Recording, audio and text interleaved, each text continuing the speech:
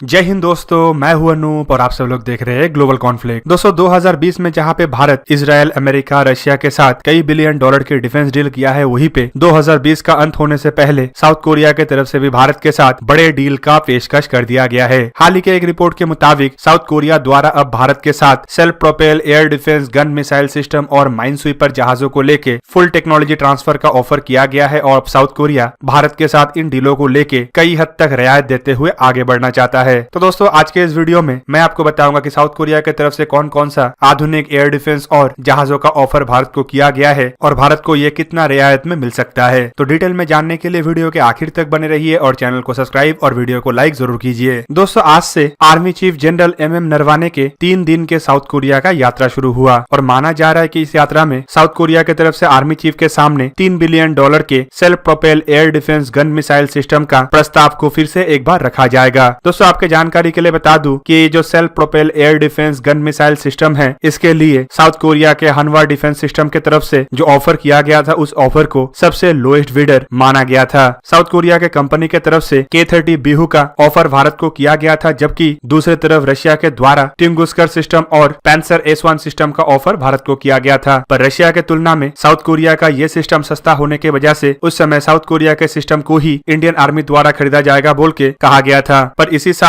आत्मनिर्भर भारत के प्रस्ताव को आगे बढ़ाने के लिए भारत द्वारा इस तरीके के टेंडर को एक तरीके से रद्द किया गया है और अब भारत अपना खुद का बनाया हुआ self propel air defence gun system के द्वारा अपने इन जरूरतों को पूरा करेगा। दोस्तों सऊदी अरबिया और यूनाइटेड अरब अमीरात से वापस आने के बाद आर्मी चीफ का ये इस साल का सबसे आखिरी दौरा है। इस दौरे में जहाँ पे उनके साथ साउथ कोरिया के काउंटर पार्ट मतलब साउथ कोरिया के आर्मी के चीफ का मुलाकात होना है, वहीं पे साउथ कोरिया के मिनिस्ट्री ऑफ डिफेंस के chairman of joint of staff के भी मुलाकात होगा, जबकि इसके अलावा उनके साथ साउथ कोरिया के मिनिस्ट्री ऑफ डिफेंस के डिफेंस एक्विजिशन प्लानिंग एडमिनिस्ट्रेशन के उच्च अधिकारियों के साथ भी मुलाकात होना है। इसके अलावा जनरल MM नरवाने कोरिया के गैंगवा प्रोविंस में स्थित कोरियन कॉम्बैट ट्रेनिंग सेंटर और दायोन प्रोविंस में स्थित एडवांस डिफेंस डेवलपमेंट फैसिलिटी का भी दौरा करेंगे। दोस्तों 2015 में दोनों देशों के बायलैटरल रिश्ते को स्पेशल स्ट्रेटेजिक पार्टनरशिप का दर्जा दिया गया था और उसके बाद से कोरिया की तरफ से भारत को कई सारे डिफेंस इक्विपमेंटों का ऑफर किया जा चुका है, जिनमें सबसे प्रमुख इक्विपमेंट नेवल सेक्टर से बिलोंग करता है और ऐसे ही एक हथियार का पेशकश कोरिया की तरफ से 2019 में भारत को भी किया गया था। और दोस्तों ये पेशकश था प्रोजेक्ट 75I का सबमरीन। इंडिया के 45,000 करोड़ रुपया का ये टेंडर के लिए भी Korean company Daewoo shipyard and marine engineering के तरफ से अपना KSS-3 सबमरीन का पेशकश किया गया था। प्रोजेक्ट 75I के तहत इन 6 सबमरीनों को इंडिया में स्ट्रेटेजिक पार्टनरशिप के तहत बनाना है और इसके लिए सबसे पहले इन कंपनियों को भारत के अंदर किसी एक पार्टनर को बनाना पड़ेगा और टेक्नोलॉजी ट्रांसफर के तहत मेक इन इंडिया में इन सबमरीनों को भारत में बनाना पड़ेगा। पर दोस्तों आपके जानकारी के लिए बता दूं कि कोरियन कंपनी की तरफ से जो सबमरीन का ऑफर किया गया है, उन सबमरीनों को लेके भी कोरिया टेक्नोलॉजी ट्रांसफर के लिए तैयार है। पर प्रोजेक्ट 75I के सबमरीन से पहले कोरिया भारत के साथ अन्य 2 डीलों को भी फुल टेक्नोलॉजी ट्रांसफर में अब करने के लिए तैयार हो गया है। इन डीलों में सबसे पहले तो self propel air defence gun missile system है, जबकि इसके अलावा बीते कई सालों से पेंडिंग पड़ा हुआ माइन स्वीपर जहाजों का टेंडर को लेके भी अब कोरिया की तरफ से कहा जा रहा है कि फुल टेक्नोलॉजी ट्रांसफर के लिए कोरिया तैयार है। दोस्तों आपके जानकारी के लिए बता दूं कि ये जो self propel air defence gun system है, इस प्रोजेक्ट के तहत इंडियन आर्मी के लिए 104 ऐसे सेल्फ प्रोपेल गन का खरीदारी करना था, जिसमें 2 30 मिलीमीटर के एयर डिफेंस कैनन के अलावा शॉर्ट रेंज के सरफेस टू एयर मिसाइल भी होगा। और इंडियन आर्मी की तरफ से इस टेंडर के लिए करीबन $2.5 बिलियन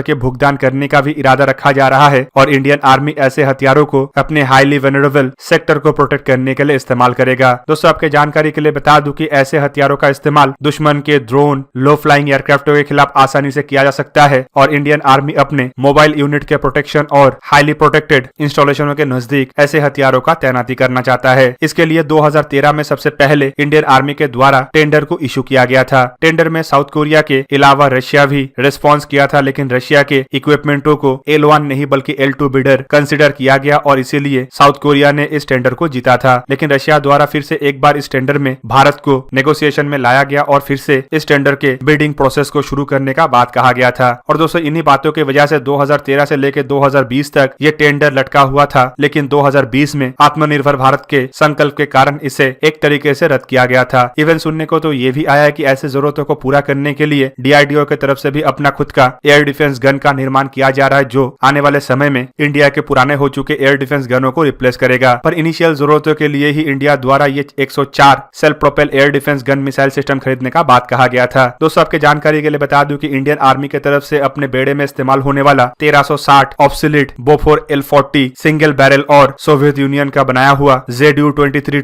टोट 23 मिलीमीटर के ट्विन बैरल वेपन सिस्टमों को रिप्लेस करना है और इस रिप्लेसमेंट के सबसे पहला फेज ये 104 फॉरेन इक्विपमेंट है, जबकि बाकी के हथियारों को इंडिया अपना खुद का ही बनाया हुआ इक्विपमेंटों के द्वारा रिप्लेस करना चाहता है। पर अब कोरिया की तरफ से अपना खुद का गन को भारत में मैन्युफैक्चर करने के लिए L&T जैसे कंपनी या किसी अन्य कंपनी को भी टेक्नोलॉजी ट्रांसफर का बात कहा जा रहा है, जो एक तरीके से देखे तो इंडिया के लिए बेहतरीन ऑप्शन इसलिए भी हो सकता है क्योंकि इससे प्राइवेट सेक्टरों को भी ऐसे डिफेंस इक्विपमेंट मैन्युफैक्चर करने के प्रोसेस को सीखने को मिलेगा और प्राइवेट सेक्टर भी इंडिया के डिफेंस इक्विपमेंटों को मैन्युफैक्चर करना और एक्सपोर्ट करने के काम में हाथ बटा पाएगा। जबकि इन गनों के अलावा जो माइन स्वीपर जहाजों को लेके कोरिया की तरफ से भारत को ऑफर किया गया है, इसका टेंडर भी बीते कई सालों से लटका पड़ा हुआ है। दोस्तों माना जा रहा है कि आर्मी चीफ के साउथ कोरिया विजिट में उनके सामने साउथ कोरिया की तरफ से इंडियन नेवी के 12 माइन स्वीपर के जो कॉन्ट्रैक्ट था उसका भी उल्लेख किया जाए। आप सबके जानकारी के लिए बता दूं कि इंडियन नेवी की तरफ से 12 माइन स्वीपर को खरीदने के लिए एक टेंडर इशू किया गया था और इस टेंडर में साउथ कोरिया के कंपनी कैंगनाम कॉर्पोरेशन और इटालियन कंपनी इंटरमरीन के तरफ से अपने जहाजों का पेशकश किया गया था। पर इसमें साउथ कोरिया के कंपनी के जहाज को चुना गया और टेंडर के तहत इन जहाजों को इंडिया में गोवा शिपयार्ड लिमिटेड में फुल टेक्नोलॉजी ट्रांसफर के तहत बनाना था। पर टेक्नोलॉजी ट्रांसफर को लेकर कुछ दिक्कतें आने की वजह से इस टेंडर के ऊपर भी फार्दर आगे बात नहीं चल पाया और एक तरीके से देखे तो बीते कई सालों से ये टेंडर अटका पड़ा हुआ है। दोस्तों आपके जानकारी के लिए बता दूं कि माइन स्वीपर जहाज का जरूरत इंडियन नेवी को बीते कई सालों से है और ये अब एक आवश्यकता बन चुका है क्योंकि इंडियन नेवी के पास माइन स्वीपिंग के लिए कोई भी जहाज नहीं है। दोस्तों माइन स्वीपर जहाजों का जरूरत इसीलिए भी है क्योंकि कोई भी जहाज के पोर्ट से बाहर निकलने से पहले माइन स्वीपर जहाज द्वारा ही रास्ते को दुश्मन के माइन से क्लियर किया जाता है, क्योंकि लड़ाई के सिचुएशन में दुश्मन के सबमरीन पोर्ट के मुहाने पे आके अपने माइन बिछा सकता है, जिससे पोर्ट से बाहर निकलने वाले जहाज क्षतिग्रस्त हो सकता है और एक तरीके से देखे तो ये दुश्मन को लड़ाई में बढ़ोतरी दे सकता है। पर एक माइन स्वीपर जहाज जहाँ पे छिछले पानियों में दुश्मन के माइन से अपने जहाजों को सुरक्षित रखता है तो वहीं पे अपने जहाजों के मूवमेंट के लिए रास्ता भी क्रिएट करता है। और साउथ कोरिया के तरफ से अब जिस तरीके से भारत के साथ डिफेंस डीलों में आगे बढ़ा जा रहा है और जिस तरीके से self propel air defence gun missile system को लेके फुल टेक्नोलॉजी ट्रांसफर का बात कहा गया है, उससे माना जा रहा है कि इस बार साउथ कोरिया द्वारा माइन स्वीपर को लेके भी ऐसे ही फुल टेक्नोलॉजी ट्रांसफर को लेके बात किया जा सकता है, जो आने वाले समय में इंडिया के लिए खास करके इंडियन नेवी के लिए काफी मददगार होगा। दोस्तों आपके जानकारी के लिए ये भी बता दूं कि साउथ कोरिया के साथ डील रद्द होने के बाद इंडियन नेवी की तरफ से कई बार माइन स्वीपर को लेके डिफेंस मिनिस्ट्री के सामने बात रखा गया है और डिफेंस मिनिस्ट्री द्वारा कई बार ऐसे जहाजों को हासिल करने का प्रयास भी चलाया गया। पर अभी तक ये जानने को नहीं मिला कि बीते कुछ सालों में इंडिया द्वारा क्या खुद का ही माइन स्वीपर निर्माण करने की तरफ आगे बढ़ा गया है या इंडिया किसी अन्य देश के साथ भी ऐसे ही माइन स्वीपर को लेके खुफिया तरीके से बातचीत कर रहा है। पर संभावित साउथ कोरिया की तरफ से किया गया ऑफर के बाद बीते कुछ सालों में इंडिया की तरफ से क्या सोच विचार किया गया था और किस तरीके से इन जहाजों के जरूरतों को पूरा करने के लिए काम किया जा रहा था, उसका खुलासा होना संभव हो पाए। तो दोस्तों ये था आज का वीडियो। अगर आपको वीडियो अच्छा लगा तो उसे लाइक कीजिए और मेरे चैनल को सब्सक्राइब कीजिए और साथ में बना हुआ बेल आइकन को भी प्रेस कर दीजिए ताकि आप मेरा वीडियो देख पाए सबसे पहले। जय हिंद।